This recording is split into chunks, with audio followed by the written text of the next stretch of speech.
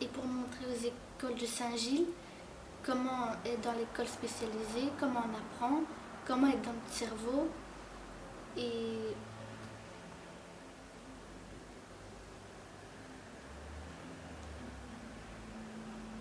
comment on est.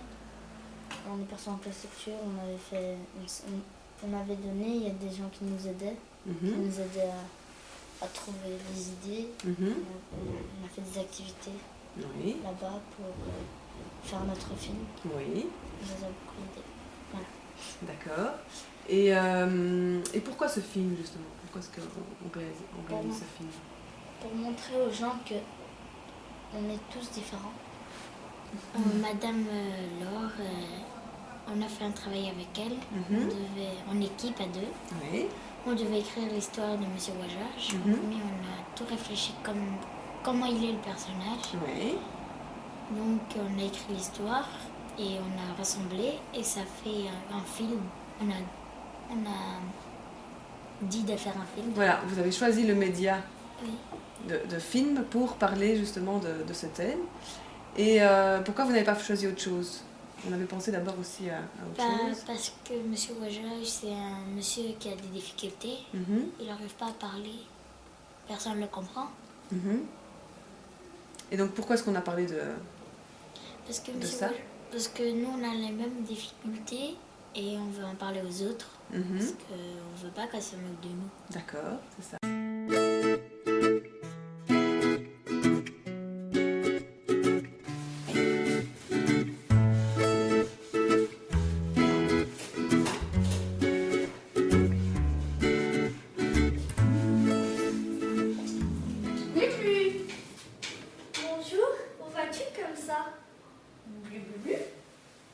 Bonne course et bonne chance.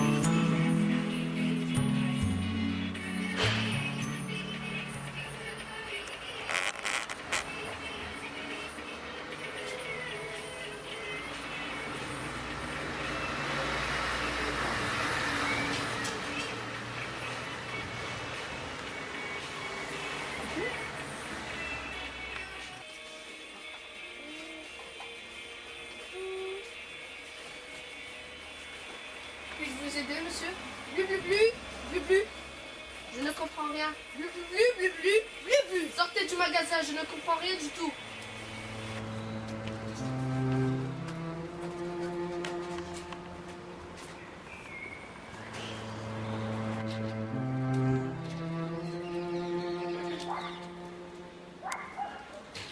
Qu'est-ce qui s'est passé?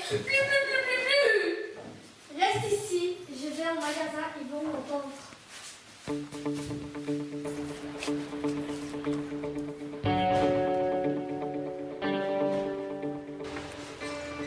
Bonjour monsieur, pourquoi vous n'avez pas vendu les chaussures à mon mari? Je n'avais rien compris qu'est-ce qu'il avait dit. Mais c'est pas une raison. Tenez, je les offre. Je suis désolée. Mais qu'est-ce que je viens de voir monsieur? Je lui ai manqué du respect, c'est de ma faute, c'est moi qui l'ai volé. Pourquoi vous allez lui donner des chaussures? C'est lui qui m'a manqué du respect. Vous êtes viré. D'accord.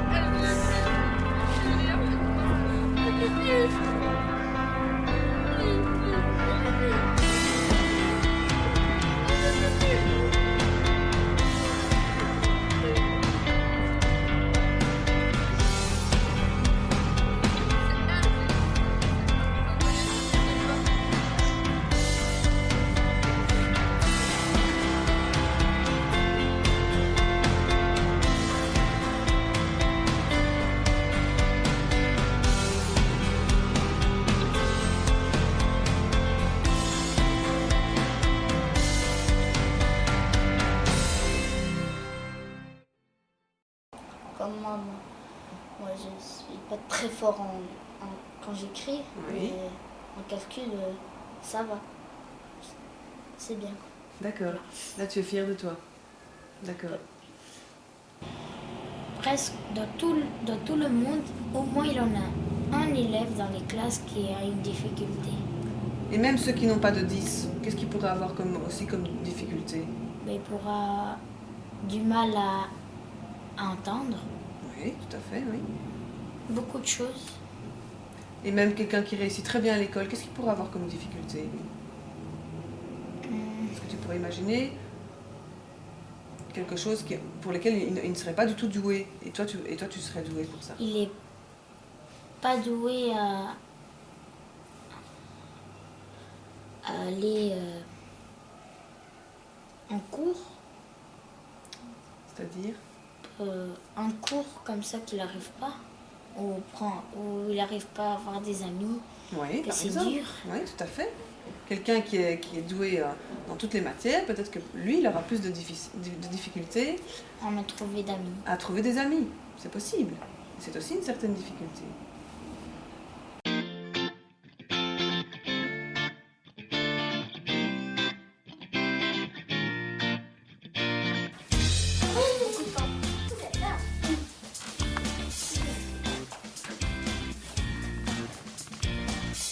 Allez, allez. Plus de 2 minutes.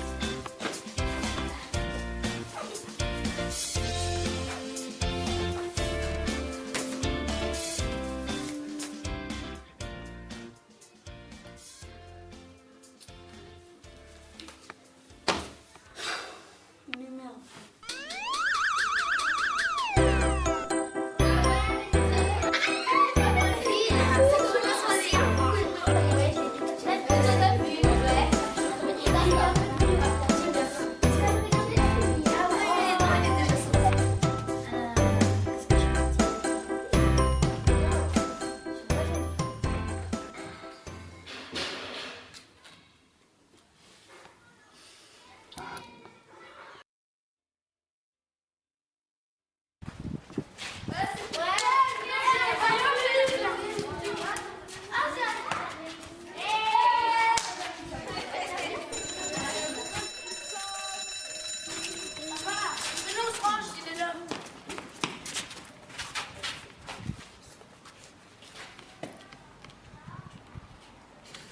Bonjour madame. Bonjour madame. Avancez.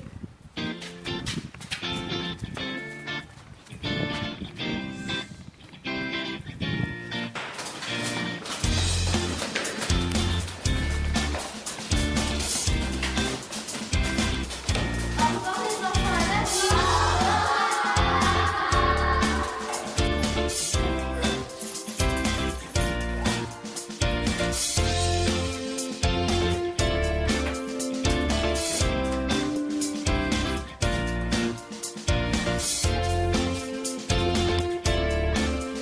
Les enfants, fermez votre journal de classe et prenez votre livre de lecture à la page 20.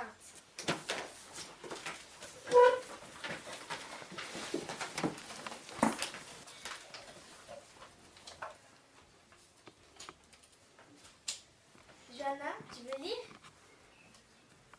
Tu peux lire. À l'instant. Dans la décence d'un brin.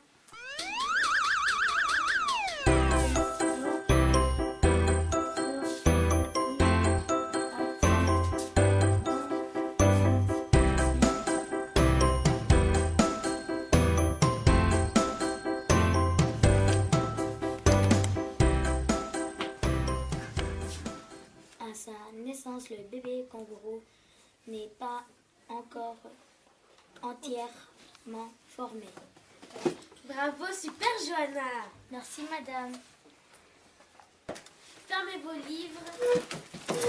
Prenez votre cahier de mathématiques.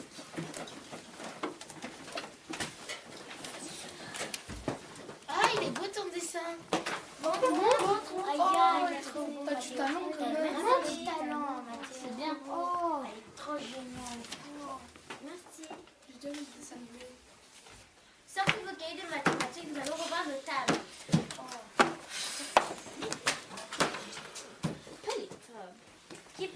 calcul.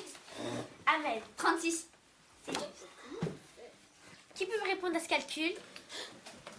Mathéo.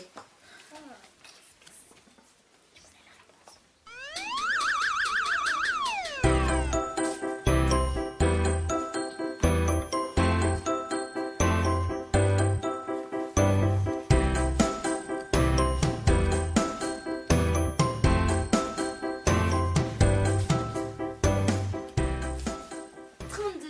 Exact, Mathéo. Qui veut chanter pour le spectacle? Veo, veo que ves. Todo depende de que quieras ver. Piénsalo bien antes de actuar. Si no te rindes por qué cualidad. ¡Bravo!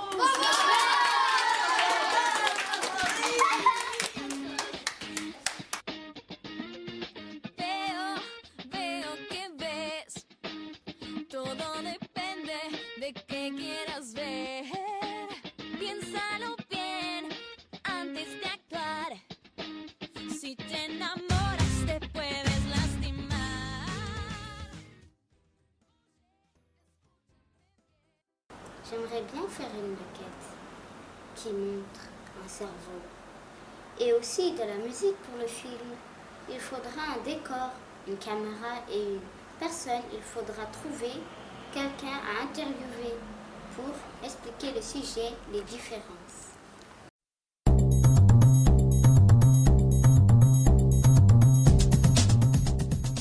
Comment fonctionne le cerveau? Alors le cerveau est une formidable machine et qui peut apprendre jusqu'à très très très âgé. Et donc on a découvert ces derniers temps que le cerveau pouvait apprendre tout le temps.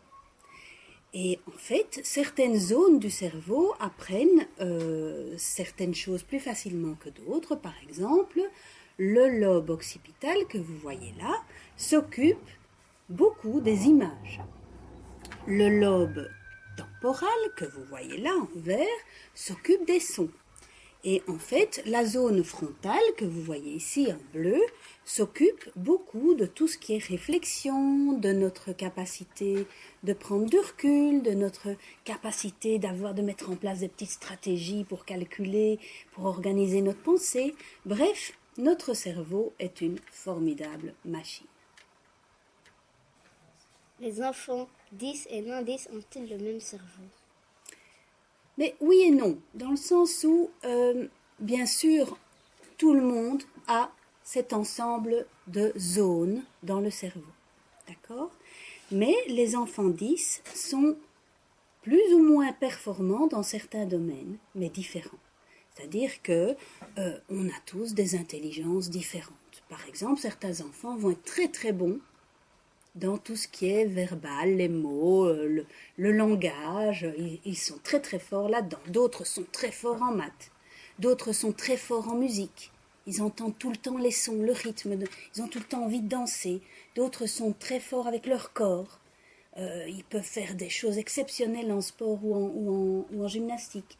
D'autres encore sont très forts pour voir en 3 dimensions dans leur tête. Des véritables petits architectes.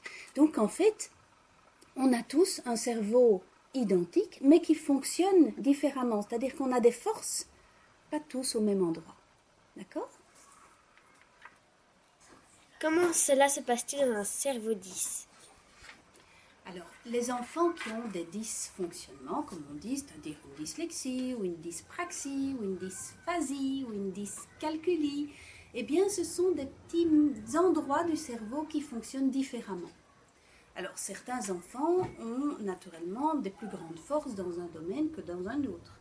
Et il faut savoir que dans notre tête, on a des façons de penser qui privilégient, c'est-à-dire qui mettent en avant plus facilement certaines choses que d'autres. Par exemple, certains enfants ont une pensée très concrète, ils voient bien les choses en vrai dans leur tête. Par exemple, si je leur demande de penser une pomme, ils voient vraiment la pomme. Ils y arrivent très bien. D'autres enfants, si je leur demande de penser une pomme, ils vont voir le mot P-O-M-M-E. Ou bien ils vont se dire les lettres. parce qu'ils sont très forts là-dedans. D'autres enfants vont ressentir le geste pour écrire le mot pomme. D'autres enfants vont sentir la pomme ou goûter la pomme, tout ça dans leur tête. Donc on a tous des compétences différentes et c'est vrai que certains enfants dyslexiques vont avoir du mal, par exemple, à voir le mot, à se dire les lettres, parce que ce n'est pas leur truc, les sons et les codes. Des enfants dyscalculiques vont avoir du mal à penser à un raisonnement mathématique dans leur tête. Des enfants dyspraxiques vont avoir du mal à penser aux gestes pour écrire le mot pomme, par exemple. Donc, certains enfants vont avoir plus de mal dans certaines parties de leur cerveau que d'autres, mais ils doivent apprendre, en fait, toute leur vie à faire plus d'efforts, c'est vrai, plus d'efforts, mais quand ils y arrivent, ils sont vachement fiers d'eux. Hein, plus d'efforts et parfois contourner, par exemple, ici, si vous voyez les neurones, eh bien, parfois, certains chemins dans le cerveau des enfants 10 ne fonctionnent pas aussi bien que chez d'autres enfants, mais ce n'est pas grave, ils vont devoir apprendre à contourner certains chemins, à en trouver d'autres pour arriver quand même finalement au même endroit. Donc ça prend parfois plus de temps, mais c'est tout aussi efficace. Mais ça restera une difficulté quand même. Mais est-ce qu'il y a des enfants normaux? C'est quoi un enfant normal? Ce serait un enfant... Et vous, vous êtes anormaux? Non, les normaux. Mais normaux, ça veut dire dans la norme. La norme, ça veut dire la plupart des gens fonctionnent comme ça. Alors, anormaux ou hors normes ou différents, ça veut dire qu'on ne fonctionne pas nécessairement comme tout le monde. Mais est-ce qu'il y a vraiment un fonctionnement qui est pareil pour tout le monde, tu crois, chez les enfants? Est-ce qu'il y a deux enfants pareils, deux cerveaux pareils? Non. C'est-à-dire les cerveaux, là, celui-là, il est pareil dans toutes les boîtes crâniennes. Mais ce qu'on y fait à l'intérieur, ça dépend de ça et de ça. C'est-à-dire que chaque fois que vous apprenez quelque chose avec Madame Laure, vous faites des nouvelles connexions. Et comme tout à l'heure, je vous ai expliqué, vous faites parfois des détours. C'est pour ça que Madame Laure a une plus petite classe que dans d'autres écoles, pour qu'elle puisse vous permettre de faire ces détours et de prendre le temps de le faire. Mais en faisant tous ces réseaux, toutes ces connexions, comme on dit, et à chaque connexion, vous échangez des petits neurotransmetteurs, à chaque fois, vous renforcez votre apprentissage et votre intelligence. Les enfants 10 apprennent-ils comme les enfants non 10? Alors, est-ce que les enfants 10 apprennent comme un enfant non 10? C'est ça que tu me demandes? Oui. Alors, en fait, encore une fois, oui et non. Dans le sens où, dans notre tête, on fait tous des gestes. Est-ce que vous savez faire des gestes avec vos mains? Avec vos pieds? Et dans la tête, est-ce qu'on les voit, à votre avis? Les gestes qu'on fait dans la tête, est-ce qu'ils sont visibles? Ils sont invisibles. On ne les voit pas, en fait. On est attentif. C'est un geste qu'on fait dans la tête. C'est un mouvement. On comprend. On mémorise, on réfléchit, on imagine. Et c'est vrai que les enfants 10 vont avoir des chemins différemment pour faire tous ces gestes dans la tête. Certains enfants, par exemple, qui ont un déficit d'attention, vont avoir beaucoup de mal à être attentifs. Mais ils vont devoir trouver des astuces et des petits trucs, des stratégies pour trouver quand même comment être attentif en classe. D'autres enfants auront du mal dans la mémoire. Beaucoup d'enfants dyslexiques ou dyscalculiques ont du mal dans la mémoire. Les enfants dyscalculiques ont parfois beaucoup de mal à faire un calcul mental parce qu'ils doivent en même temps traiter une information et en même temps garder le calcul dans leur tête. Tout ça demande beaucoup d'énergie. Et donc c'est vrai que les enfants dyslexiques ou dyscalculiques ou dyspraxiques, tous les 10 ont parfois des chemins à faire en plus, des efforts à faire en plus. Donc ils sont parfois beaucoup plus fatigués que les autres. Et donc c'est pour ça qu'ils sont un peu plus lents pour y arriver. Mais ils peuvent y arriver. Mais ils ont besoin d'aide. Ils ont besoin de gens comme Madame Laure qui leur apprend les choses différemment. Ils ont besoin de logopèdes, ils ont besoin de psychologues, de kinés, d'ergothérapeutes. Tout ça, de neuropsychologues, tous ces gens-là interviennent auprès des enfants 10 pour les aider à apprendre à leur manière. Est-ce qu'un enfant 10 peut rattraper son retard scolaire? Alors, rattraper le retard, c'est toujours difficile. Si on part plus tard que quelqu'un d'autre, si je pars plus tard et que la vitesse limite sur la route, c'est 120 à l'heure, eh bien, je vais quand même arriver après lui, c'est normal. Et donc, il faut se dire que les enfants 10, c'est un petit peu... Vous connaissez l'histoire de la casserole d'Anatole ? Oui. Eh bien, il faut se dire qu'on reçoit une casserole sur la tête, boum, voilà, ça nous est arrivé. Et puis, on s'y fait à cette casserole, elle est un peu encombrante, elle traîne derrière le pied, mais puis on apprend qu'on peut être plus haut que les autres si on grimpe dessus. On apprend à l'utiliser en mettant quelque chose dedans. On apprend à contourner, on apprend à être fort avec cette casserole, vous voyez ? Et donc l'enfant 10 peut en effet rattraper son retard, c'est-à-dire qu'on connaît des avocats, des super mécanos, des grands artistes, on connaît des acteurs qui sont 10. Vous savez que le jeune homme qui a joué Harry Potter, vous connaissez Harry Potter ? Oui. Eh bien il est dyspraxique. Puis il y a beaucoup de médecins qui sont dyslexiques. Puis il y a des avocats qui sont dyspraxiques aussi, mais leur force c'est de bien parler. Par contre, pour écrire c'est plus difficile, mais c'est pas grave, être avocat c'est bien parler. Et donc voilà, le principal c'est de trouver plus tard le métier que vous voulez faire. Peut-être que celui qui a une super intelligence spatiale, avec son corps, avec ses mains, peut-être qu'il va devenir le mécano de génie qui va inventer la voiture qui n'a plus besoin d'essence, ou qui vole, pourquoi pas. Et donc, les enfants 10 ont parfois des grandes intelligences qui sont différentes que les autres enfants. Et donc, on a besoin de tous ces enfants-là, plus tard, pour faire des métiers qui vont peut-être amener le monde à avancer aussi bien et aussi loin que ce qu'on a toujours fait.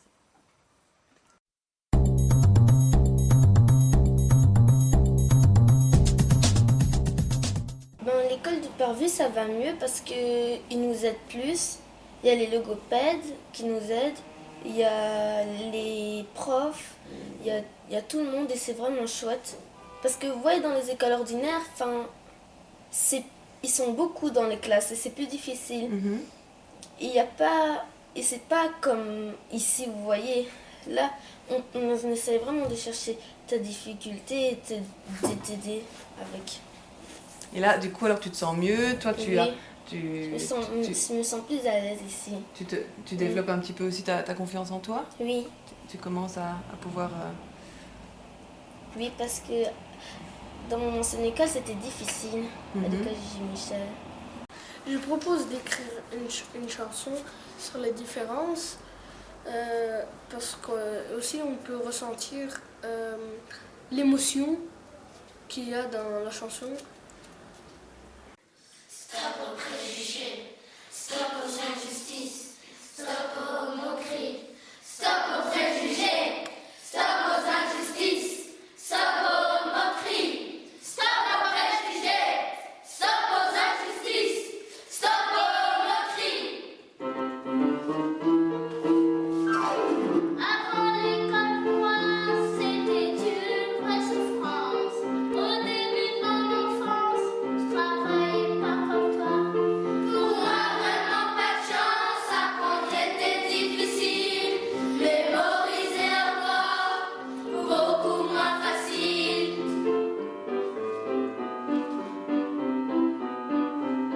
Vivre chaque jour avec une 10, c'est parfois très gênant. Surtout pour des enfants qui rêvent de 10 sur 10. Stop aux préjugés, stop aux injustices, stop aux moqueries. Dans notre école spécialisée, vous êtes doucement, apprends simplement avec nos difficultés. Comment fonctionne le cerveau d'un 10 ? Est-ce que le cerveau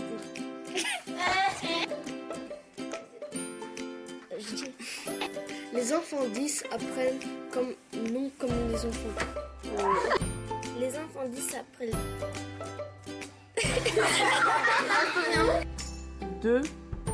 Est-ce qu'un enfant 10 peut rattraper son... 2. Est-ce qu'un enfant 10 peut rattraper son retard scolaire ? Si. Allez, avance.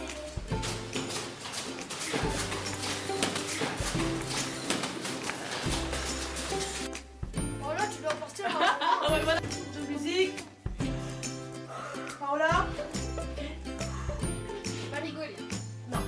Tour de musique. Action. Les enfants doivent répéter pour notre spectacle. Ouais, Anna, tu peux commencer? Veo que ves, todo depende de que quieras ver. Piénsalo bien.